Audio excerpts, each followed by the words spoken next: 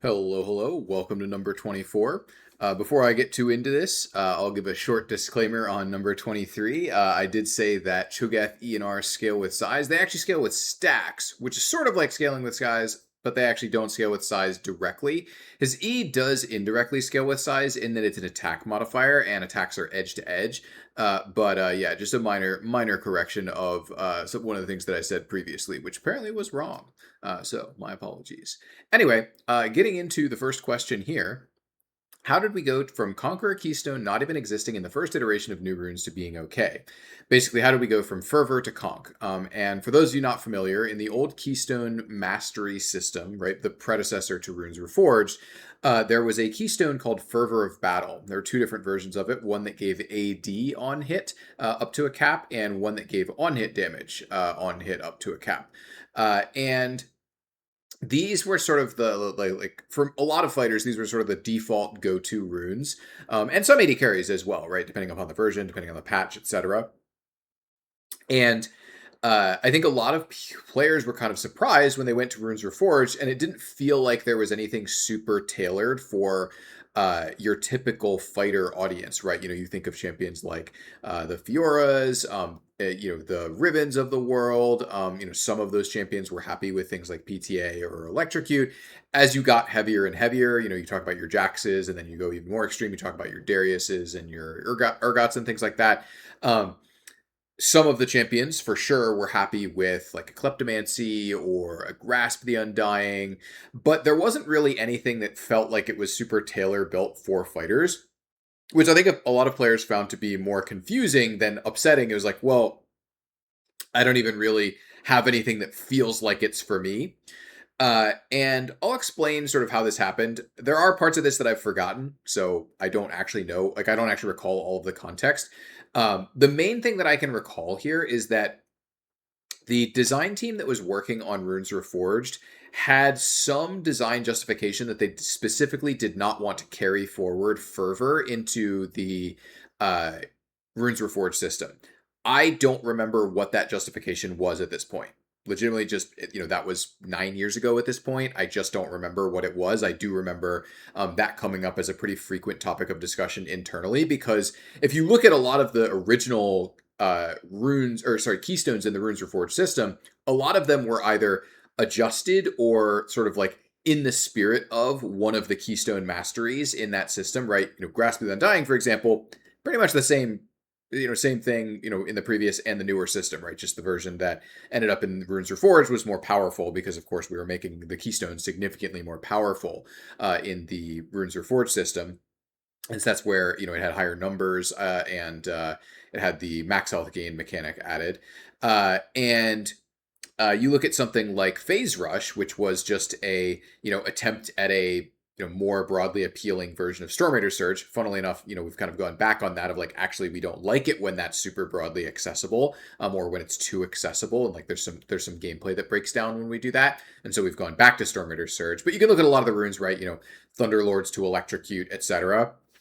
And you can see a lot of the initial keystones in the Runes Reforged system did come, directly from the original Keystone Mastery system, right? Like Fleet Footwork, for example, was an attempt at, hey, what if we made sort of a fixed Warlord's Bloodlust and we tied it into an item system that could, create some interesting synergies, right? That's what Fleet originally was supposed to be doing. I don't need to get into all of that, right? Again, I don't remember why the specific one of the specific points against uh the original like Keystone Masteries was like, hey, we don't want to do Fervor. Funnily enough, I actually remember pretty well there was a rune Keystone that was kind of similar-ish to Fervor that one of the designers had made part of the way through the process, called Focused Assault, that actually was in this slot that would eventually become PTA. Where Focused Assault was basically you gained on-hit damage against a target as you attacked them more. It was kind of like the Belveth R passive, where you just like get more and more and more on-hit damage as you attacked someone. And the way that Focused Assault worked, in development, was that you would lose half your stacks if you switched targets. And so the idea was like, oh, this is for training down one person. It's like specifically a side laning rune. And I just don't remember like what the reason was for us moving, like moving away from that and into and towards PTA instead. I think that one specifically was more that PTA was seen as a more broadly appealing option that would be more accessible for like 80 carries, for example. But the ultimate reality is that, like, to actually answer the question of like, how did this happen? Is we knew when we shipped Runes Reforged that there were going to be flaws with the system, that there were things that were not going to work out. As an example, like very few people actually remember the original version of the Resolve tree was very different from the one that exists today. And that's because we were already, we reworked the Resolve tree basically twice. And one of those reworks was very shortly after Runes Reforged was released. There wasn't enough time to do that after Runes Reforged release. We were already working on reworking the Resolve tree when we shipped it because we'd identified, hey, this rune, like the Resolve tree is shippable, but it's not up to our standards. We think we need to do more work here. And one of the things that we knew was a pretty significant point of risk was like, hey, there's not something that is specifically tailored towards fighters. We're probably going to end up making a fighter keystone of some kind. However, we didn't actually start on that until after we had shipped Runes Reforged. It's not like the Resolve situation where we were 100% confident. Again, a lot of the details here are pretty fuzzy. This was a long time ago, so I'm not exactly sure that I'm exactly right about all of these things. But my recollection is that there were a lot of people, myself included, that believed we were going to need a fighter keystone when we did end up locking down all of the keystones. Something else to keep in mind is that we didn't lock it down all of the keystones until fairly late in the process because it turns out making keystones is actually pretty hard. And so, given that all the keystones also exist relative to each other, like dividing up the audience, we didn't lock everything down until fairly late in development. Then we kind of ended up in this spot where we looked at this and we were like, oh, actually, we don't have anything that feels super tailored specifically towards fighters. Some people did believe that PTA and Grasp would be good enough to cover the fighter audience. And from a power perspective, that was true, right? It wasn't like we shipped Runes Reforged and suddenly Jax was, 5% lower win rate. Like he was actually pretty much the same, right? In fact, a lot of our fighters were quite strong, mostly because of minor rune interactions that they had on the ship of Runes Reforged. But uh, a lot of the realities were that this wasn't a power problem. It was a like perception/feels problem where we didn't have anything that felt like it was for the fighters. And specifically, one of the reasons why we made the original Conqueror the way that we did was that fighters did actually have fewer options to deal with tanks, right? It actually became a lot more difficult to play a fighter, like lane a fighter into a tank or deal with a tank later on in the game because the options to do so were kind of lacking at the time. And so we kind of merged all of those into one when we were working on the original Conqueror and said, hey, here's not only something that hopefully feels like it's made for fighters, but also something that helps you really deal with tanks, which is where the original Conqueror that had the 20% true damage conversion came in. And when we made that original Conqueror, and this I remember really well because I actually worked on it with Daniel Klein, who made the original Conqueror. We were saying when we made this, hey, we're going to ship this right now because we believe that this is a significant problem on live, but we're going to need to rework this keystone, or we're going to need to rework this thing. And with many things, you say like this is temporary, this is just software development in general, not even related to games. It's like, there's the saying of there's nothing more permanent than a temporary solution. We said that one was temporary, and we did actually follow up. We were like, yeah, this Conqueror has some serious problems. It does some things that we don't really like, that we don't really want in the game, right? Like it does really reduce a lot of the intended counterplay, like an intended like structure around tank itemization and buying resistances and so on. And it does some things that are pretty undesirable, and also doesn't feel like super in keeping with like a lot of fighter patterns, right? Like, because the original Conqueror was like 4 seconds delayed. It was basically the grasp paradigm, but instead of grasping them, you would like turn on your Conqueror and get your AD and your true damage conversion. Anyway, and so we ended up following up on Conqueror, which I also worked on with Azu PK and making the stacking version that was more similar to what you know today. And then we, did some significant changes on it and changed the stacking paradigm a bit, which is the version that you know today later on. I also worked on that one. Yeah, I actually changed my job title. You used to be able to change your job title on the internal Riot Slack. I actually changed it to Conqueror Analyst because I spent a lot of time working on Conqueror as a game analyst back in the day. So I changed it to Conqueror Analyst, for, I don't know, like 6 months or something like that, which was fun, I guess. But anyway, that's the kind of whole story. I guess to sort of summarize it rather than just kind of ramble about the whole situation, it was we knew there were going to be problems. Some people thought that, the existing runes would cover the fighter audience. And from a power perspective, that was true. But from a feels perspective and from a structural perspective, we weren't offering them all the things that they kind of needed to feel complete as a class. And so we made Conqueror in order to fill that gap.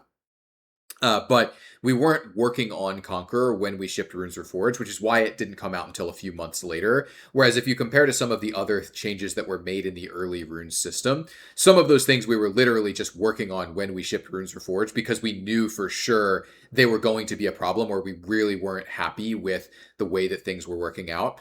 And so that's sort of how we ended up, going from Fervor to Conqueror, and especially modern Conqueror.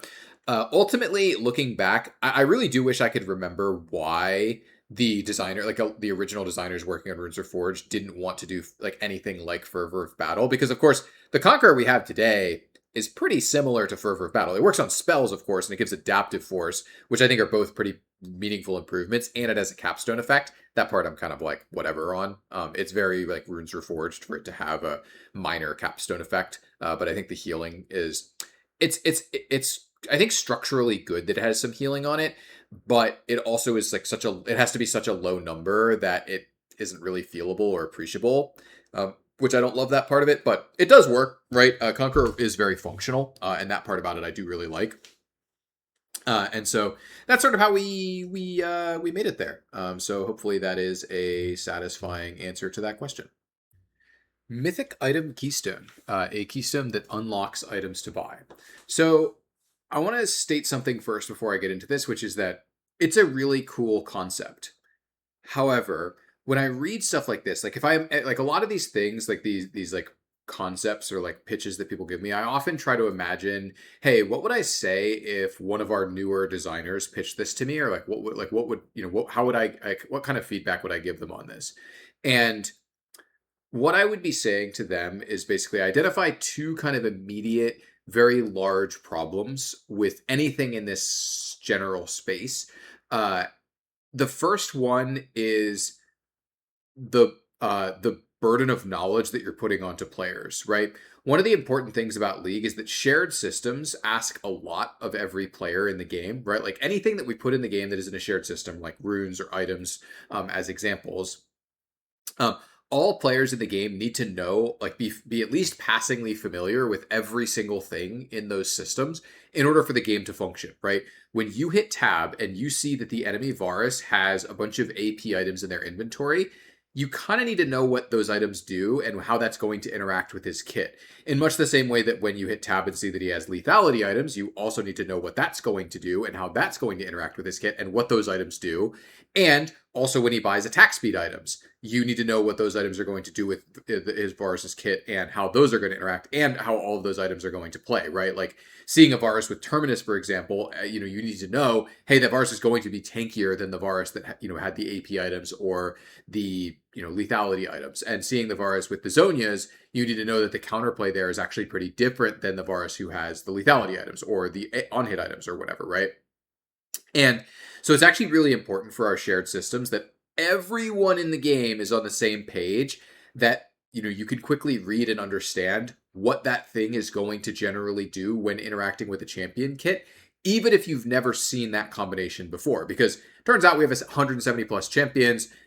We have a lot of items, we have a lot of runes. You're gonna just encounter some things you've never seen before, right? Like, oh, I saw this Kale and she built a Trinity Force. I've never seen that before, but I have a general understanding of what that does from having seen Kale before and having seen Trinity Force before. And I can intuit what it means for Kale to have a Trinity Force, or, what it means for a Mordekaiser to rush Lichbane, or what it means for a, Lee Sin to buy crit or something like that, right? And one of the immediate problems with anything of this level of complexity and depth in the rune system is that it's putting an enormous burden onto every single player in the game every single time this keystone is taken, because it's way more than one keystone's worth of complexity, because it has to be multiple items worth of complexity, which an average item is actually, about probably similar in complexity to a keystone. And so if you're making multiple items, not only is that more complicated because you're displacing the effects, right? They cost gold, and then they will come in at different times. They have different stats, and there's a lot of extra, depth and complexity being added there. But you're asking every single player in the game to understand, like fully understand and interact with this thing. And this is where I'm talking specifically about the burden of knowledge and not necessarily the complexity, because we've had plenty of really complex keystones in the game previously, right? You think of things like Omnistone and Kleptomancy, and I don't actually think the problem with those things were that they were complicated, because people in the game didn't need to understand them in order to interact with them, right? You don't need to know how Kleptomancy works, right? Kleptomancy was actually incredibly complicated, right? It had all sorts of weighting on the odds based on how many loots you'd already had, within a certain time period. It had different bags of loot that would be swapped out at certain points in the game. It's a really, really, really, really complicated rune overall.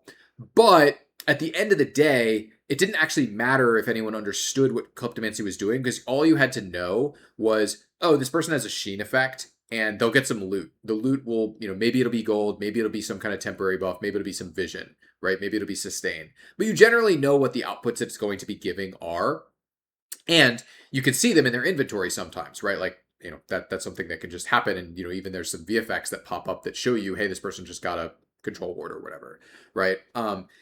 And you compare that to something like a keystone that manipulates the items that you can buy, and that's front of mind complexity. That's something you have to recognize. You have to know, hey, Bard took this keystone, he could show up in my lane with an Everfrost, right? Or hey, Bard took this keystone, especially when you're talking about mythics specifically, where it is.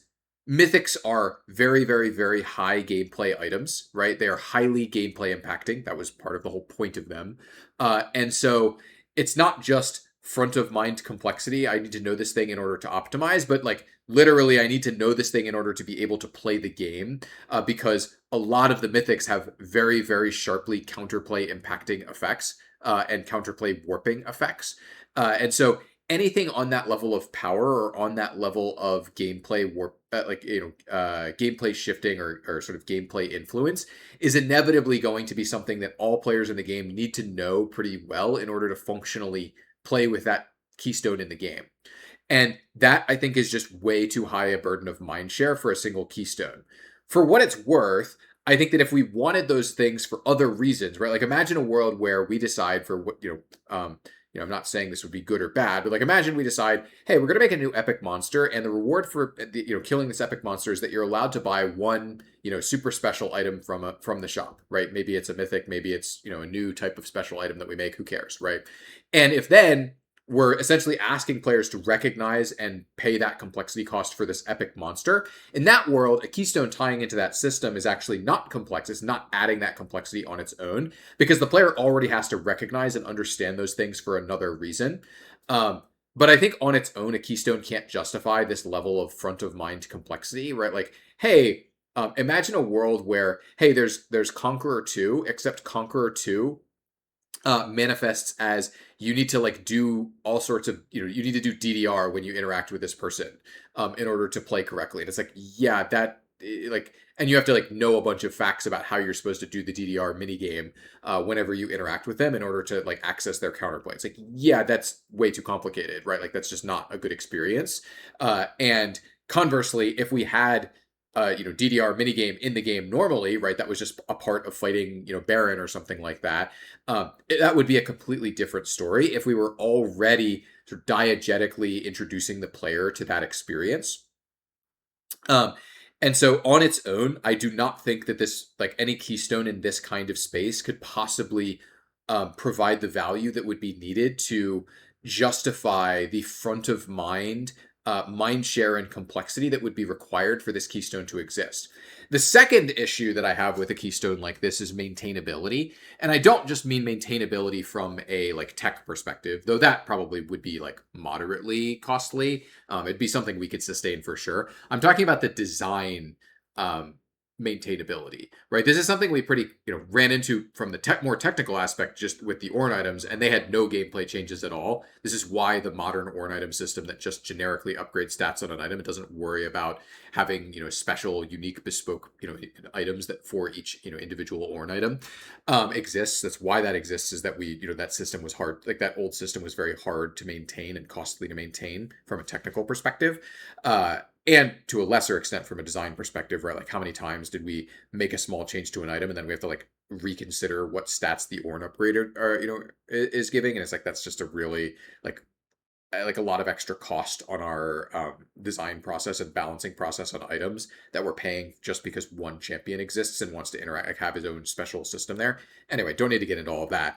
But the point I'm getting at here is basically that from a design perspective, having a bunch of extra items that you have to consider is really complicated. Like imagine a world where we have a bunch of items and actually it's expected that this subclass of enchanters actually takes this keystone because they really want access to this specific mythic item first or whatever, right? And because of that, we now have to consider that reality when we're changing enchanter items. Like, hey, the first slot of enchanter items has actually become completely warped around this keystone. And now every single time we change enchanter items, we have to consider the fact that, hey, we nerfed your, oh, actually you're, even imagine the opposite case of like, oh, no fighter is taking the fighter mythic.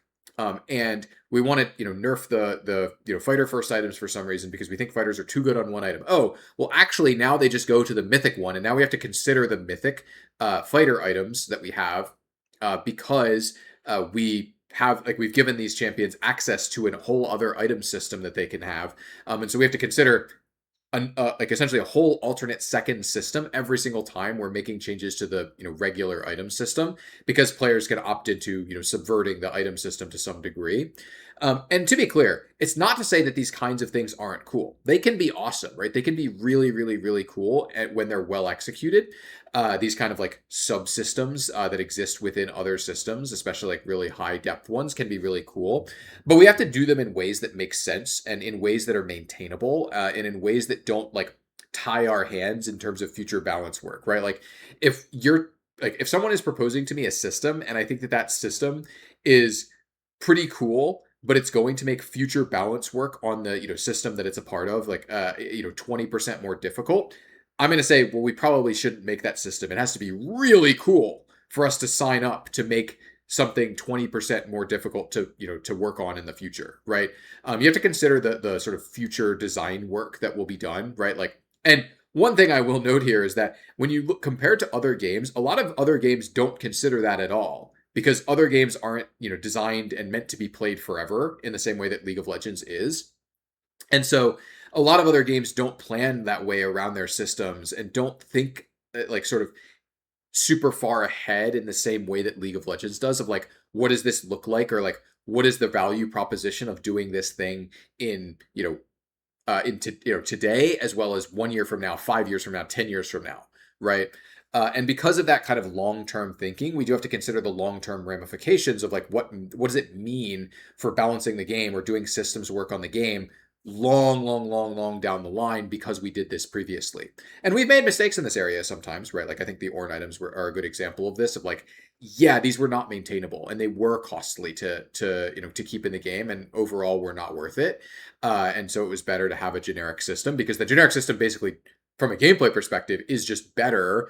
The only thing that's missing really, I think, is like the names were cool, right? Don't get me wrong. I think the old names were sweet, and it would be nice to find a way to do those. But the from the like technical perspective of like we make these things uniquely based on the item that that we upgrade and we have a specific set of them. It's like that I don't think was actually a better gameplay experience than the current version of like you can just upgrade whatever you want and it will just be better, roughly about 1,000 gold worth of stats. Anyway, we don't need to get into all of that. But yeah, ultimately my answer to this is that it's a very cool pitch that I think has two pretty critical, I think, debilitating deal breaker flaws for me. I think that both the maintainability and the mind share that this would cost both kind of lead me to the conclusion like, yeah, this is not really a path that's worth considering deeply. It's very cool. You want to think about it, sure, but I think a lot of things would need to change. Basically, the system would already need to exist for some other purpose that we found to be, worth the mindshare cost, in order for a keystone to do this. Because keystones just aren't high gameplay enough or high mindshare enough. We don't want players spending an enormous amount of time thinking about their opponent's keystone. This is one of the reasons why we've shaped most of our keystones to be mostly about the laning phase, because they dictate a little bit about your laning pattern. And then as the game goes on and on and on, the pattern, like, what you're thinking about becomes more about the champion, right? Like, as an example, using another Varus, I think Varus tends to be a really good example because he can take different keystones and has different builds. It's like, yeah, the experience of playing against a Varus with Halo Blades versus lethal tempo in the laning phase is actually very different. But the experience at 25 minutes of playing against a Varus is mostly dependent upon what his build is, right? Not what his keystone is. His keystone will definitely have some effect, right? But it's mostly about his build, and especially when you're talking about a proposal of, yeah, I'm going to make a keystone that manipulates your build in some way. That is really high mind share for basically the entire game in ways that are probably pretty inappropriate for the rune system, and that's because we want the things about the things that players are thinking about to be more about the champion and the things that their champion is doing, and less about, oh, their rune did this thing which changed their items in this way that's then manipulated the way that their champion interacted, especially because the mythics specifically were very, very, very high gameplay, highly warping items. And that is kind of where that, like, the conclusion that I end up on here of, like, this, like, is not worth seriously considering from a gameplay perspective. Tank mids with the new role quest. Was the percent AD/AP intentional to nerf tank mid laners? So this is my general understanding. This could be wrong. I didn't work on that area, right? For Split 2, I really just did the Keystone runes, and I was minimally involved otherwise, right? Well, I didn't actually do Halo Blades, but I did the Deathfire Touch, Stormwinder Surge, and Comet changes, and Captain Gameplay did the Halo Blades changes. But my understanding, as someone who wasn't super involved, was that the percent AD and AP was intended to do two things. Number one was that it was intended to play better into the actual role, like the role fantasy for mid lane, which the recall was intended to be more like, oh, this is a tempo thing. Mid is going to be the tempo role. But I think we ended up kind of concluding that that's not really how players end up perceiving the role very, very much, right? And the recall was kind of interpreted as like, yeah, this is like factually powerful, but feels kind of weird, and had to have a lot of weird, awkward rules around it, because we didn't just want to give empowered recall, right? Straight up, because that was too much power actually. And so we ended up having all of these weird, awkward rules, and then it got, that kind of the interpretation of that got kind of washed out of like, this doesn't really feel like it's a tempo effect. It just kind of feels like this random, bonus that I get that I'm not excited about. And so it was intended that the percent AD and AP would be more fantasy enhancing of like, I'm going to be good. And in particular, that it would give you a scaling output, right? Because one of the other concerns, the other thing that this was intended to address was, hey, we got a lot of feedback that some mid laners felt, hey, these top laners are getting so much XP and these AD carries are getting so much gold. And one of the core fantasies of mid lane historically has been scaling, right? Like, you have scaling mid laners, right? Like your Cassidins and your Victors or whatever, right? And giving percent AD and AP was a way for us to say, hey, here is your thing that you do uniquely. These other roles are getting really powerful scaling, right? The AD carry can get 6 items, the top laner can be level 20, but they will never have this percent amplifier that mid lane has. And so therefore there is a thing that ties into a scaling fantasy, whereas the enhanced recall did not play into a scaling fantasy very directly, right? Indirectly it does, because it's like, yeah, you have more tempo, which means you get more gold, and therefore you get to your late game items and experience and all of that more, like, more reliably. That is absolutely true, but I don't think it's super viscerally feelable that it's like, haha, I am getting on average 1 extra CS per minute because of this enhanced recall or whatever, right? Whatever the actual math played out to be, I have no idea. But those were the reasons, and so I don't think it was intentionally like, you can't play tank mids, or that we don't think that like tank mids can't be cool, right? Like, as an example, I personally really like Galio, and I don't think it's, we're sitting here internally being like, oh, how can we get rid of, how can we make it so that Hollow Radiance is worst first item on Galio? It's like, I actually personally really like Hollow Radiance first item on Galio, and I think it makes a lot of sense that the MR guy builds an MR item that helps him wave clear on his first item. The fact that that doesn't work very well with the percent AD and AP, I think, is unfortunate, and maybe there's something better out there that would be more appropriate for mid lane. I don't know, like, what is the current live pod read on how well this played out? I'm not sure, right? Again, I was not super involved, so this is something where I'm just missing some context. But the goal was more aligning the output to the fantasy of the role and also giving mid laners something to feel like they have that is special that allows them to scale to play into some of the scaling fantasy that the role has historically had in comparison to the other role quests, which made some mid laners feel like they were just inevitably getting outscaled by the top laners or the AD carries in the game. That's my understanding of what the goals were around this. But yeah, like I said, I was not super involved, and so I could be wrong about some of those things. Will Catalyst of Aeons ever build into an AD item? Well, I can't really predict the future. If I could, I'd probably be doing something else, like maybe making bets or something like that.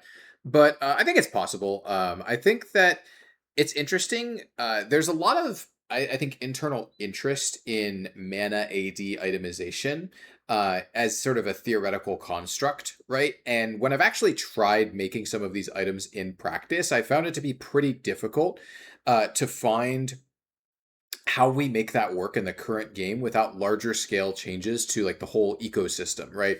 One of the things I'll point out here is you can actually go back and look at the patch that mythic items were introduced to the game. We gave a lot of champions 20 mana per level as a base stat compensation because we wanted them to build mythics first and we didn't want to put mana on the non-mage mythics, right? And I think that I kind of look back and like one of my difficulties when I make mana AD fighter items, when I prototype them, is like, well, the pool is not that big of champions that are actually interested in them in the current game, right? Because there's not that many fighters that have like enough mana problems that they're really that interested in buying mana, right? I think I identified 5 champions last time as my like primary audience, which was like Yorick, Jace, Alawi, Puppy, and then there was a 5th one that I don't remember. Not really that important, but um, basically, the way that we've made some changes to the game over the years, we've reduced a lot of fighter reliance upon mana, and because we have some mana options in the rune system, there are some champions that will just opt into, like, that don't want to actually pay a gold price for a mana option, and they would rather pay that price in their minor runes because they have low synergy with other minor runes or, some other structural reason, like maybe they really like the sorcery, some other minor rune in the sorcery tree, and so they like taking mana flow ban, whatever, right? Like, whatever the case might be. And I think part of doing a good job of making a fighter, an AD mana item, right? Which like Catalyst pretty much has to be some kind of fighter item, right? Or maybe a tank item, right? If you're talking about like this is for, Scion or something like that, I guess. But he doesn't really need mana, right? So it's like, what's the point? But Catalyst, as an item, it's a bunch of health, bunch of mana, right? This is clearly a fighter, like a fighter slash tank shaped effect, right? Like taking damage gives you mana and spending mana gives you health, right? Like that's something, that's an effect that you want on someone who has a sustained lower range pattern where they're going to inevitably be taking damage, right? And so the fighter mana space for ADs, and I think to a lesser extent for APs, is difficult to work in because we've tuned a lot of these champions away from buying mana, or we've given them options that are lower opportunity cost than buying an entire item. And so I suspect that a really good version of here is mana, like AD fighter mana itemization, probably involves changing some of the champions in order to be more excited about mana for some reason, right? And that could mean just nerfing them and giving them less mana per level, right? Like that's one way of doing it. Probably wouldn't be my first option, my first instinct, but it could also be, hey, this spell has a higher mana cost and a lower cooldown, right? And so if you don't buy any mana, it is better the first couple times you cast it because the cooldown is lower, but you just won't be able to cast it as many times, right? It could mean giving some of these champions mana scalings, right? Like we have some, I think, like casting and mana scaling is pretty exciting, right? Like we have some cool mana scalings in the game. And that could be something that we could do for some of these champions. And there are lots of different ways we could tie this together, but I think it's a pretty large, difficult project to do in isolation because if you think about those champions I named, right, Yorick, Jace, Poppy, I already forgot who the 4th one was. Alawi. They don't have a lot in common, right? Yorick and Alawi have a lot in common, but none of those champions have that much in common aside from being fighters with Jace. And those 3 don't have a lot in common with I already forgot the other one. Who cares? But basically, this is one of the problems where when we run into these, like, hey, these champions are mechanically connected in some way in that they like these two stats together. That doesn't necessarily mean that they share a pattern, right? Like the way that Yorick wants mana and the reasons why Yorick might want mana are not the same as the way that Jace uses mana and the way that why the reasons why Jace wants mana and the way that Jace interacts with mana, right? And so making a one size fits all catch all item, I think is probably not possible in our current system. And it's very difficult and it's a very interesting space, right? I think it's a compelling concept, but I think that making this work would probably require more than just making an item. It probably requires other systemic or champion bespoke champion changes in order to make this item actually work the way that we want it to work, or like any theoretical items where it's like we could make more than one as an example in order to serve the whole audience, and then try to broaden like, hey, actually we're also going to give mana scalings to these 6 champions, and then we're going to go to these 4 champions and we're going to raise their mana costs and lower their cooldowns so that building mana is now more exciting, and has some real payouts for you or whatever, right? Or we're going to make the spells more powerful in some other way, and raise the mana cost or something like that, or do it to a specific spell on these 7 kits or something like that. Who knows, right? Like, I think there's a lot of things we could do here, but the actual answer at the end of the day to me is like, okay, what's the value proposition of this, and what's the upside relative to spending that dev time doing something else, right? Because in some ways, I'm not saying completely, but in some ways, it's an interesting space. But if we try to solve this, we're kind of inventing problems to solve, right? Where this is not on fire, right? These champions are not desperately hungry for a mana item, right? It's not like Jace is out there saying, oh my god, I desperately wish I had a second mana item I could buy after Manamune. I desperately need that. It's something I'm really looking for. I really wish I could have a more fightery mana patterns. Like, could that be nice? Absolutely. Yes, it could be nice. But it is not something I would consider to be a significant problem on live of, oh my god, Alawi with is desperately looking for mana. It's like, no, I mean, she would like a mana item if she could, if there was a good one for her. I think that would be a positive, right?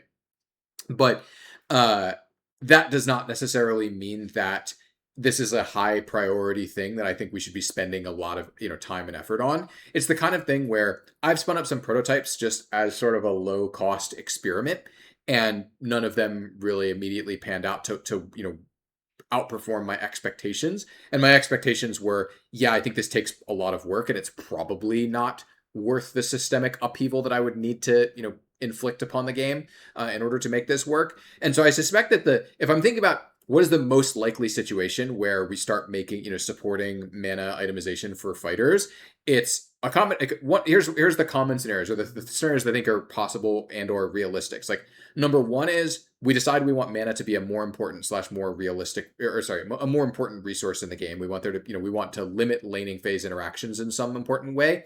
There's probably a lot of changes that we would need to do something like that, but it's not an impossible thing, right? It's like, I think there are some people that do believe that laning phase interactions are too low cost, right? That there's not enough cost to interacting with your spells in lane. I don't necessarily have a super strong opinion on that myself, but that's something like, that's a road that we could potentially go down, I guess. Another thing is we incidentally make some changes that that then mean that we want to support mana for fighters in some way, right? Like, that could be a lot of different things, but like, imagine a world where, hey, we decide that we want to tailor mana flow ban really specifically, and presence of mind really specifically for mages, or we want to make them do something else, and therefore now some of these fighters that were previously dependent upon mana in the rune system are no longer going to work with those things, and we need to solve, like, we actually feel like we have a higher priority problem here. That's a path that I could see that happening, right?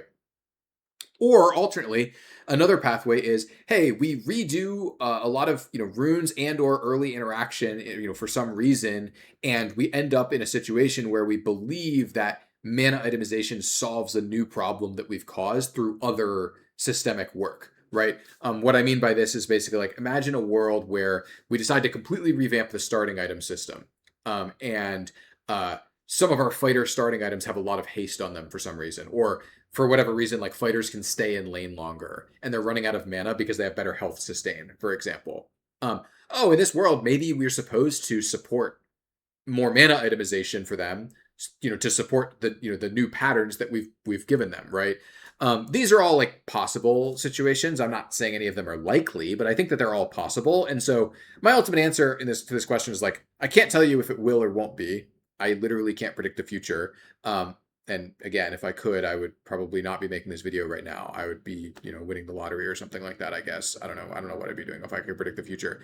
But I think it's possible. I don't know how likely it is. I think that Catalyst specifically is such a narrow item. It has so many specific things it's asking for. It's like you need to care a lot about health and a lot of mana, and you need to take damage regularly in combat, and you also need to spend a lot of mana in combat, and you need to be willing to pay a lot of gold for the privilege of doing all of those things, and getting value from all of them.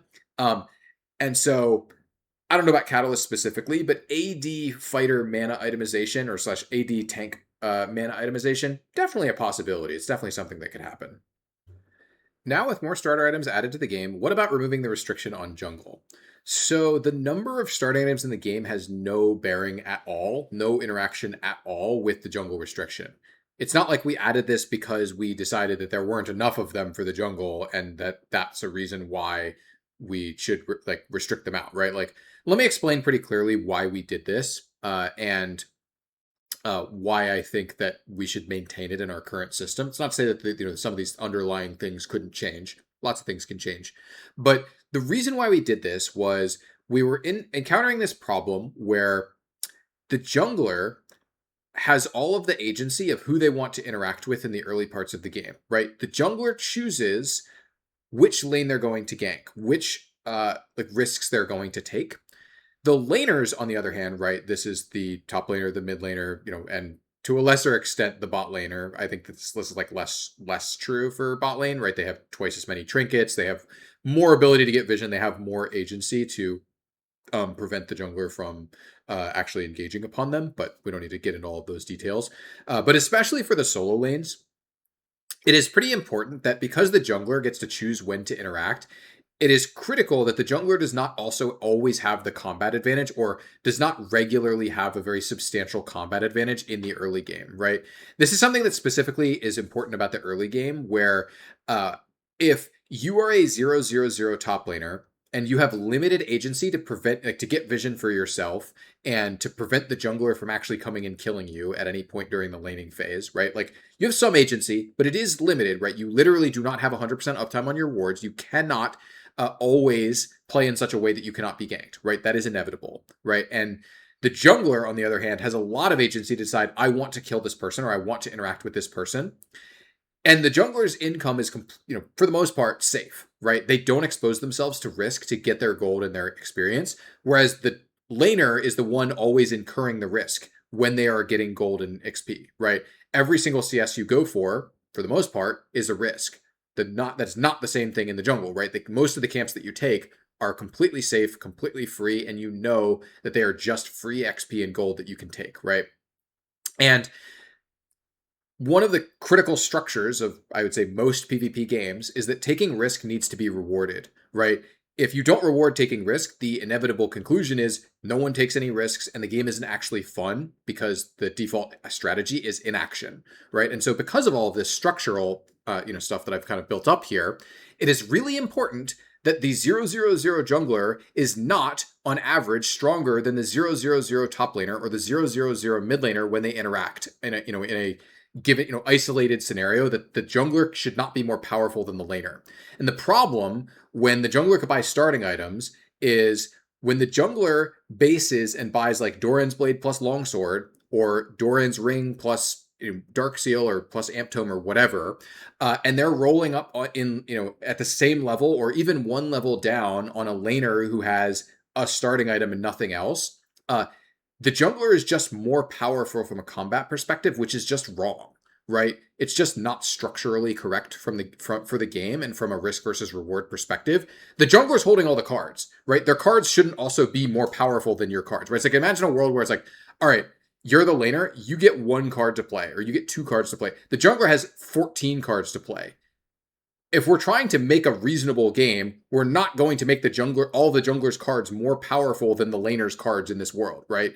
And to be clear, I'm talking specifically about the early game here. I think later in the game is whatever, right? Like power farming junglers being relatively similar in power to laners at like 20 minutes is fine, right? Like I don't think that's actually a problem.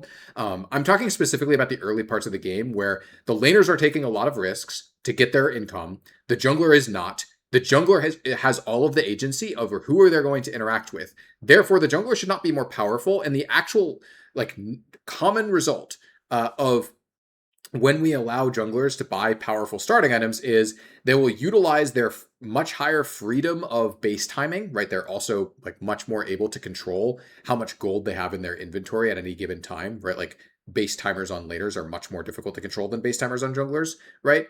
And so because the jungler has way better control over how much gold they actually have in their inventory, they're often going to be able to find windows of time where they're just going to be more or equivalently powerful to a laner that they get an advantage on. Despite the fact that they already are holding all of the cards, they should not individually be more powerful in these early game scenarios, right? Like before any context of the game has occurred, right? Again, I want to be clear, I'm not talking about like Master Yi who goes bot lane at level 4 and gets a double kill. It's like, yeah, that Master Yi is supposed to be really powerful.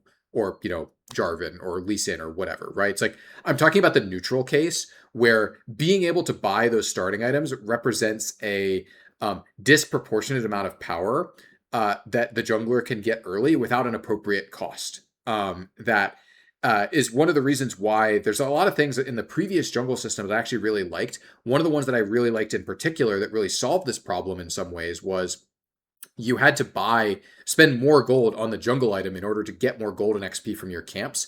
And so there was a lot of incentive for you not to buy maximum combat stats on your first base and instead buy your skirmisher saber or whatever that would give you more gold and more XP and would make you slightly weaker in PvP for the most part, right? And that was a really appropriate trade-off because when someone went back to base on their first buy as a jungler and bought double longsword, there was a very clear trade-off they were making there. They're more powerful in PvP, and they were forsaking some of their PvE income in order to do so, right? Some of their safe income in order to get that. And that trade-off does not exist in the current game. And the entire reason why we buffed all the starting items in, what was that, last season or the season before? I don't even remember timing-wise. But we buffed all the starting items and then said junglers are not allowed to buy these because that was one of our only ways at the time, because that was before Roll Quest, that was one of our only ways at the time to give laners a small amount of additional combat advantage against junglers and make early game ganks on junglers a little bit less powerful and a little bit less unfair, right? And when I say unfair, I want to be specific. I'm talking about like gameplay wise, sort of like unfair. And it's good for things to be unfair at times, but we felt that at the time the early jungle ganks were too unfair, and that the jungler had too many advantages. And so we said, your starting items are more powerful for laners. And, also, by the way, junglers, you can't buy these starting items so that you can't then also match these advantages that we're intending to give to the laners that are taking risks and exposing themselves to PvP to get their income, right? Which junglers are not doing. And so in general, to sort of answer the question, I think the answer is in the current structure, it's a hard no. There are other solutions to the sort of core problem that I'm getting at here of making sure that the player who has all of the agency isn't also just statistically more powerful or equivalently powerful to the people who have lower agency. And so because of all of that, again, there being more or less starting items has nothing to do with this restriction on the jungler being able to buy these items. Percent HP versus damage versus percent pen to unsharpen a champ. Basically talking about why one versus the other. And I'll actually include another mechanic here, which is shreds, which also feature here. There are basically just different purposes for all of these things. So percent pen generally is going to be applied to your whole kit. We could theoretically have an ability that has penetration, but usually we'd rather do something like this ability just does some, amount of true damage or something like that in order to accomplish a very similar effect, but have it be better visualized. And so generally percent pen is essentially saying we want this champion as a whole, like everything on their kit to have this property of being, more target agnostic. Conversely, max health damage tends to be we want this effect, this specific thing that this champion is doing that is tunable, to be better, like, or more target agnostic, right? Like, great example of this is Scion's W2 explosion, right? That thing is not supposed to like explode squishies, and it is supposed to be relevant for anyone. And part of the gameplay there is that that's something that's dangerous for other tanks. Like, oh, if you can't break this shield, there's supposed to be gameplay around it. And in a world where it's just flat damage, that gameplay is probably a lot less real against other tanks, right? Um, and you think of other things, like what's another good example of like a max health damage that's on a specific spell in that way? Like, um, I don't know. I'm trying to think of an example off the top of my head, and I'm not coming up with anything really awesome. Like Jarvan passive, right? It's like, yeah, Jarvan has the ability in a brief, like for a brief moment, his first auto attack on anyone should be relevant, right? It's current health damage. And after that, he's not that really particularly good at interacting with anyone, right? He has an attack speed boost, but that's really all he's got. It's kind of like, okay, I have this first thing that I do. I'm incentivized to play around this thing, to hit as many people as possible with this thing because there's a per target cooldown. Okay, cool. Like that's all fine. Um, and uh, it doesn't specifically just completely fry squishies, right? Uh, And there's a lot of value in that, right? Like some of our current health damage, as an example, also is like we don't want this champion to just one shot a squishy every single time they use this thing, especially if it's inevitable, like Jarvan's passive, as an example. Uh, and shreds also tend to be, hey, we want this champion to generally be good, like functional at dealing with a more durable target, but we want to put a little bit of their power into interacting with their team in positive ways. I think that's generally a positive for the game when we do that. But also, we can put interesting sequencing on this, right? I think Jarvan's Q is a really good example of like, oh, when you EQ R and you don't hit the EQ, your R actually does less damage. This means that you're giving up not just the damage of the E and the Q by EQRing, like, from multiple screens away, but you're literally making the R deal less damage, and you're also making yourself less of a threat while you're on top of them, smacking them afterwards with your auto attack, right? Whereas when you land the EQ, you get heavily paid out, not just in that moment of hitting the EQ, but actually in the future, over the next few seconds of dealing damage to them, you will just deal more damage to them because their armor is shredded. And I think there's a lot of similar things here. Like Wukong Q is a good example of like, oh, this actually makes it so that there is a reason why Wukong doesn't just WER you instantly. Like there's a cost that they pay to do that. There is they have to queue first, which gives people some time to respond in order to get maximum damage, right? And I think that's actually really good gameplay. And there's a lot of similar things you can find if you look at various shreds on kits. And in general, I am of the opinion that we probably should leave the percent pen to the item system, right? Like to external systems. And that probably shouldn't really be on champion kits.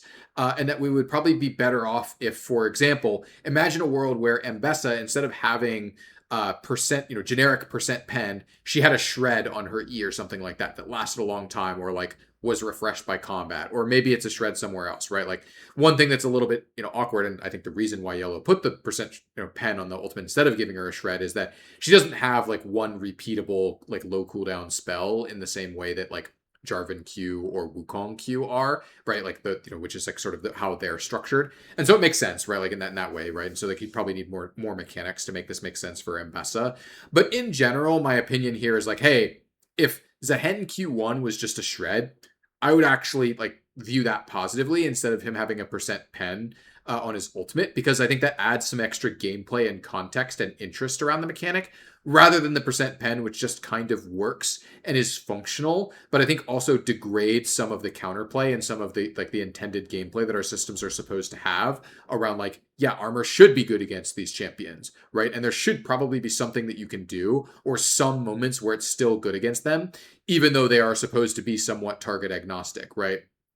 And so I guess to sort of summarize my thoughts here, it's just percent pen is a generic thing. Your whole kit is good against the, is target agnostic. Percent HP is generally, not always, but generally this specific thing is good against whatever target you want. Or sometimes in some cases it actually is this specific thing we don't want to be exploding squishies, right? Like Gwen passive is an example of sort of both of these. We didn't want Gwen to just run around exploding every squishy on the map. And also, we wanted her to go top, so we felt it was pretty important that she has the ability to interact with a durable target, since most of the people you're interacting with in top are going to be durable on average, whether they're fighters or whether they're tanks. Both of them get some level of durability from their items, right? And some from their kits as well. And so a lot of this just comes down to, hey, all of these things have different purposes. They have different functionality. And we have a lot of kits. A lot of kits do a lot of things very differently. One thing that might work for one kit might not work for another, right? Like as an example, if you look at Gwen's kit, you might say, well, shouldn't she just have percent magic pen or something like, Mordekaiser's E passive or something? And it's like, well, actually, I kind of consider it to be a positive that we have this different systemic interaction where it's like, oh, her passive gets applied by all of her spells and her passive does max out damage. And this means that overall she's target agnostic in a way that, very few other champions are. It's like much more similar to something like a Fiora than something like a Mbessa or a Zehen or a Pantheon. And I actually think that's a positive. Like I view that kind of positively. Even small differences like these, I think, can lead to interesting, differences in gameplay and interesting differences in how these strengths and weaknesses for these champions manifest throughout the game. And I generally consider that to be a positive overall. And so hopefully that's a good sort of like quick rundown on some of the different ways that we use these mechanics. All right, this is going to be the last one for today because I'm sure it's going to take me a bit to talk through this question. But has League reached its highs for champ/item complexity, or is there more room? So I'm going to divide this into different categories. We'll talk about champs first, and then talk about items, which I think are actually completely separate categories, and they're a little related. But I think the answer to or talking through this space is actually not as related as you might think at a surface level. So let's talk about champions first. I think this question is kind of presupposing that there's some sort of magical complexity number that is assigned to each champion and that there therefore must be some number that we don't want to go above. And I actually don't think that that's really how I think about this space at all. There are a lot of different types of complexity, right? There's mechanical complexity, there's planning complexity, right? Which is like what Aphelios has, for example, right? It's like Aphelios is a lot about like, oh, what are my current guns? What combination does that give me access to? What's my next gun? Which gun do I want to get rid of next? What order do I want my guns to be in? Should I be considering my fourth gun, not even just my third gun, but like my gun after that gun when I'm considering all these combinations, right? It's a lot of planning complexity, right? A lot of front of mind planning complexity that is high mind share, right? And there's all sorts of different types of complexity out there. And a lot of what this comes down to is just ultimately there is a threshold, I think, of too complex to play against, right? It's like, as an example, it's like if we asked players to do differential equations in order to play against a champion, that's probably too complicated, right? Or, hey, here's an integral. You need to solve this integral in order to correctly play against our new champion, Flugelflarb. And part of the counterplay is just you just got to learn how to do integrals, man, and differential equations, because sometimes you'll get one and sometimes you'll get the other. And it's like, yeah, that's inappropriately complex for playing against this champion, right? And there is some threshold there, but I think outside of that particular threshold, which is a specific type of complexity, which is like mind share and burden of execution on the enemy, and also on the ally as well. That's I think a lesser ask. Like for the most part, it's like playing with a champion is generally like going to be less complex than playing against them, and so that's less important here. But I think the types of complex that a champion can be gives us a lot of room in this area, where sometimes you find combinations that actually in combination make something less or more complicated, right? As an example, Aphelios, we found that the way that his planning complexity is very front of mind, we didn't want him to be super mechanically complex as well, because we found that when we had, some of his gun, like there were, some of his original versions of his guns had some more complex mechanics on them. We ended up simplifying a lot of them specifically because we found that people had a really, really, really, really hard time enjoying the champion when they felt like, oh, I managed the planning game and then I like executed the mechanics really poorly, or I executed the mechanics, well, and that made me fall behind in terms of like like paying attention to the planning game. And I think a lot of that is because his planning game is actually a part of his core combat pattern, right? You can imagine a version of Aphelios where imagine his guns don't have ammo or something, and you somehow swap them out outside of combat. It's like that version of Aphelios can probably be a lot more mechanically complex because you have a lot, like your mind share in combat can be devoted to focusing on those mechanics and not focusing on the planning around your guns and thinking about your ammo and stuff like that, right? And so I think a lot of this just comes down to doing complexity in the right ways, in the ways that are compelling and work with the champion's pattern, and work for the specific champion that we're making, more so than a limit, right? There is obviously like some limit. It's like, yes, if we made a champion that requires you to know, the entire, you have to have memorized the entire, collected works of I don't know, Tolstoy or something like that. It's like, yeah, that's probably too complex. That's just too many things to know. And there is some sort of vague ceiling out there, I guess. But I think a lot of this just comes down to doing complexity well, more so than hitting a ceiling. Because generally speaking, I think when we do complexity well, we don't run into things that are too complicated. We run into combinations that are too complicated, right? Or sorry, when we do it well, we don't run into the combinations that are too complicated. And when we run into those combinations, we have to find a better way of doing that if we want to get at those same effects of what we were doing, on that kit or whatever, right?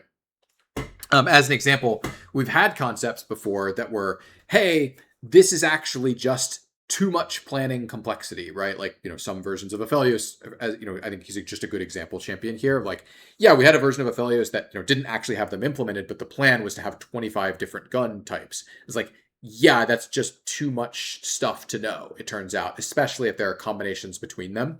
And that's just too high of a burden of knowledge. So we have crossed some line there. And so simplifying down to 5 guns that have interesting combinations ended up getting us interesting combinatorics on the complexity that worked for Aphelios, right?